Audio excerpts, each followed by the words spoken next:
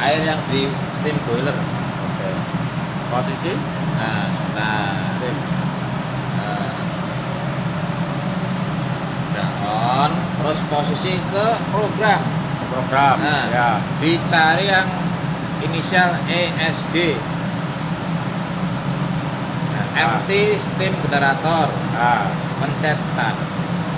Dan otomatis air yang ada di steam generator dikuras. Air di boiler Nah, dikuras. Dikuras. Otomatis dikuras. otomatis Otomatis ditunggu ya Berapa? 5 menit lah. 5 menit Nah, kira-kira. sampai ini mati. Nah, sampai ini mati ditunggu 2 menit. Ini isi air baru. Nanti isi air baru.